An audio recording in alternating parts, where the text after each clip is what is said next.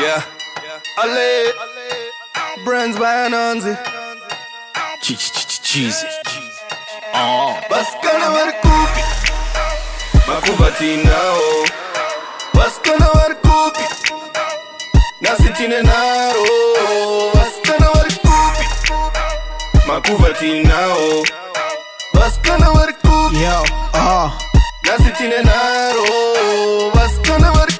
I lay ari kupi, my chicks ari kupi. Wana twita yep ko tistine yese. Twita kunge netwe, tino bata kwese. Nema heavy koso, iyo ane yese. Swag itaka zaza, mabas da kumeza. I'm just tripping like it, handi ndino faira. Keta skiri rasho, ko iwe jaira. Wara kuchi ndema plugs, cause it's 25. That's ndicha mbize, ipe cream blazer. My whole be or laser, my whole chicks or laser. Hansi party jamu, hansi party people. Pasi ida ndaro, so DJ bring it back like it. Iwe usadaro, kupadi oh yeah boy. Hansi ndinda daro, new day homie, new level wangu. Head to toe. Baskana warkupi. Makuvati nao. Baskana warkupi. Nasitine naro. Baskana warkupi.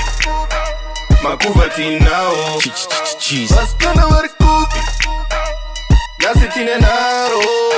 Baskana warkupi. Ragaleya, simu ya kamanga Wipri kuchedza, majiza ari kuplaka Ngoma dzine bounce, kwidza watts tiri rounds, takauraya masmats Njuzu dzatinadzo imeni mabanangana Tine ndarama heavy, wedzera magwarana Achadya pressure, takutamba leisure Madare FIFA, tank pressure Tongopinza nare, toseterwa tafura Tomanya harare, togara tichijabula Unoitene chum, kana usina dubs H-Town girls just wanna have fun Coke in their rum, ndachikoka mapats Nasinda zoda kwa biscuit buns Dizireni bay, ilindiri chikomba She recognize game, akutanga kundichonya Baskana warkupi.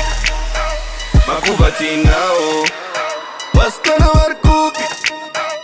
Nasitine naro. Baskana warkupi.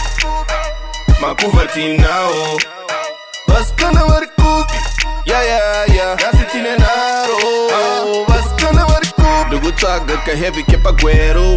Ane cute smile, nigga nice hairdo. Dugu twaga ka baby kane tattoo. I sing anyare when I pull up with my crew. Now she rollin' with a lit one. Now she rollin' with a lit one. She want a baby in the outcome. You better know what. Pull up. Baskana warkupi.